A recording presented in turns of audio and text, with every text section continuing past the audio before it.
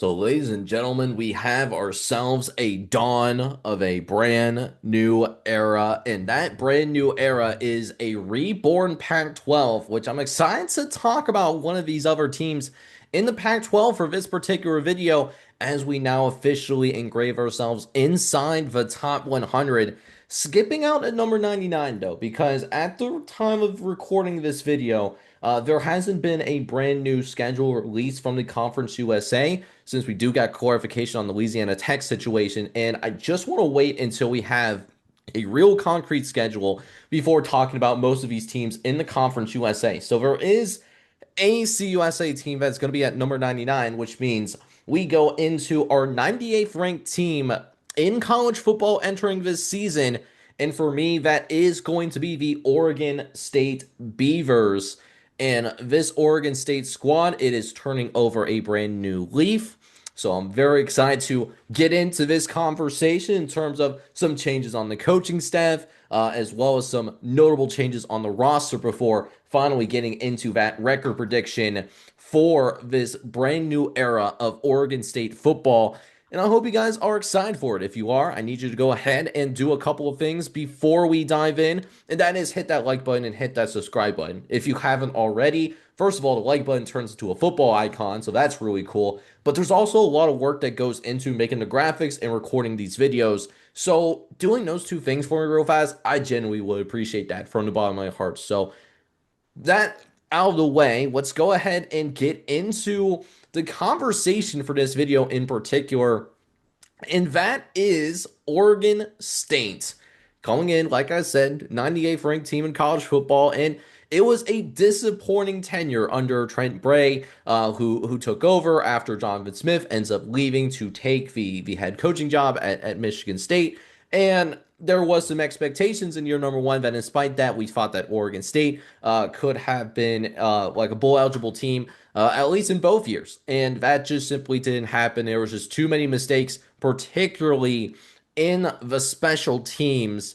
And so that ended up being the ultimate demise of Trent Bray, which is why we do have a brand new head coach at the helm for Oregon State, and that is going to be Jamarcus Shepard, who was previously serving as a assistant at Alabama, serving under that Kalen DeBoer tutelage, part of that run to the college football playoff that Alabama made, where they made it to the quarterfinal before they ran into the absolute buzzsaw that is Indiana football. So, brand new era here for Oregon State football from that perspective. And there was some turnover on the roster. And listen, they finished 2-10 last year, and I am convinced that even though they finished 2-10, might have not been as bad as what the record suggested. I truly think that Oregon State, they had some bad beats in there, had some miscues on special teams where, as long as they're not historically bad on the special teams, I think they're going to see improvement just from that perspective.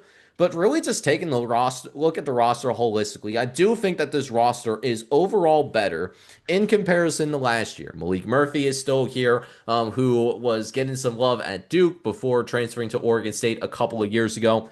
And not the year that you would want out of Malik Murphy. 1,800 passing yards, 10 touchdowns total.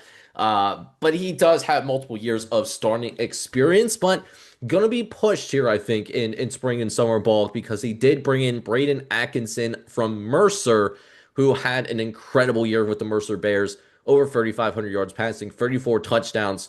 So I look at that as not a ton of confidence in Malik Murphy, who is still, again, still on this roster. And Jamarcus Shepard, he was not the one that originally brought him in, so not completely loyal to him. I do think that there is a at least semi compelling quarterback battle in Corvallis, Oregon, that could get really interesting, especially with Malik Murphy. They don't think they're having tremendous strides between what happened in this film last year and into spring and summer ball. So that's something to look for there. But then they also bring back Aiden Sullivan, who was a really bright spot on the defense last year on a team that really didn't have very many bright spots as well. Aiden Sullivan ended up having 3 forced fumbles and 7 TFL, so he was a extremely nice playmaker, and he's going to have some more help with him on the defensive side of the ball, particularly at linebacker. So he no longer necessarily has to feel like he's going to have to do everything. Dylan Lane is going to transfer in from Idaho, and he had some really good production at Idaho with 5.5 TFLs. And then Jabriah Odemende transfers from Duquesne, or not Duquesne, but yeah, we're gonna say to Duquesne, and hopefully we pronounce that correctly. He also had 5.5 TFLs and 2 interceptions last year. So right from the get-go, I do think that the linebacker room, I think, is going to be an overall better room in spite of losing Dexter Foster in the transfer portal. He ends up transferring to Nebraska, where he had 52 tackles last year, but is now going to be a Cornhusker. But regardless of even who ends up winning the quarterback battle, if it still ends up being Malik Murphy, or if we see a moderate surprise and see Braden Atkinson win this quarterback job, there's going to be some weapons I think to work with because the weapons that they brought in for the transfer portal definitely intrigue me.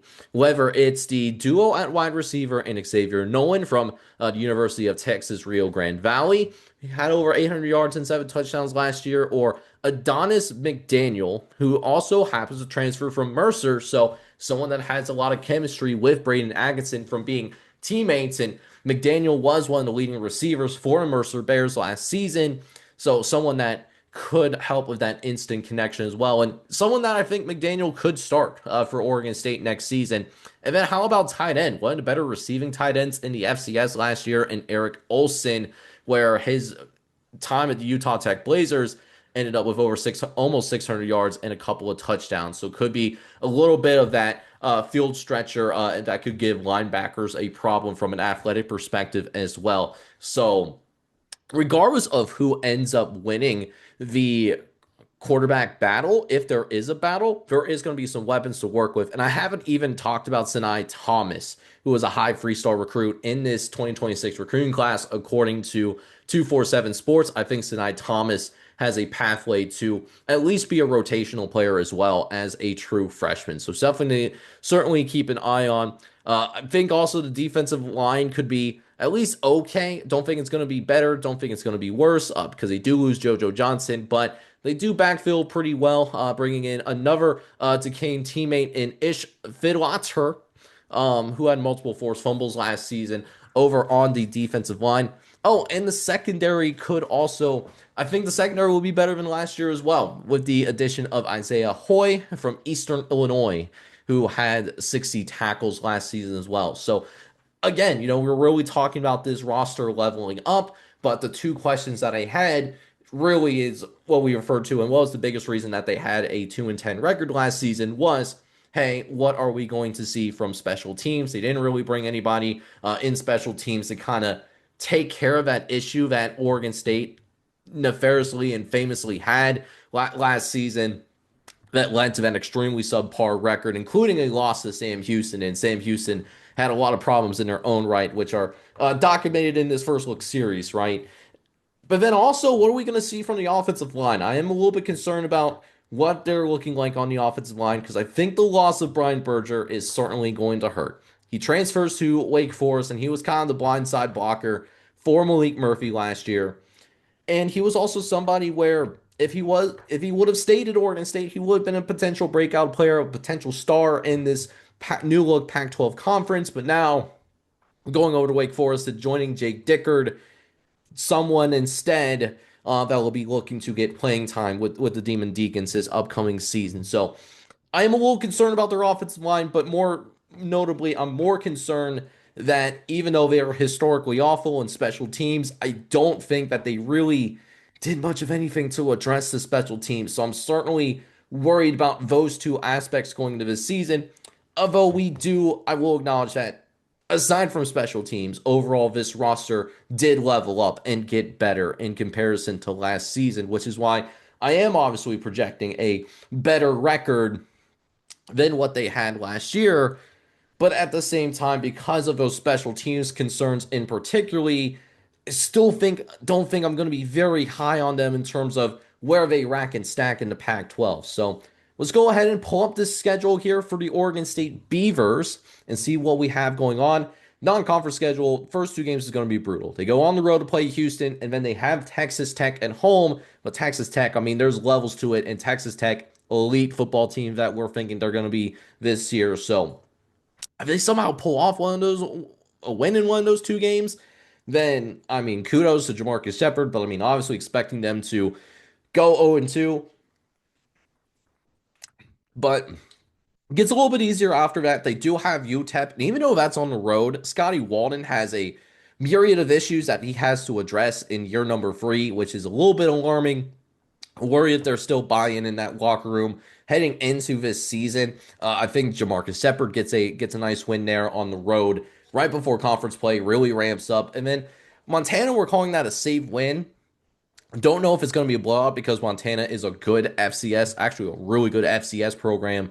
Montana, arguably one of the best FCS states in college football, really up there with the Dakotas.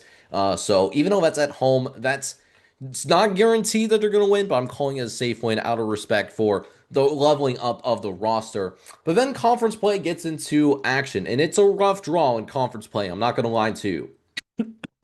Few games of note that I think are going to be really tough for Oregon State to win. Fresno State on the road. Fresno State may have quietly one of the best home field environments in the G6. So that's a tough ask for a team that's still in its first year with a brand new head coach. Boise State, I've already talked about this in the Texas State video. Class of the conference. I don't know if there's anyone in the Pac-12 that could beat Boise State. I'm going to be real with you on that one. And then you got the flex game. That right now is going to be Washington State at the road. We're thinking that Washington State, in spite of having a new head coach, I still think they're a little bit farther along than Oregon State is in their year number one status. So that's going to be a tough draw go at it as well. And then even some of their more toss-up-y games. I mean, San Diego State's a really good team. Washington State, even at home, and we just talked about Washington State being a little bit farther along at this time than Oregon State is.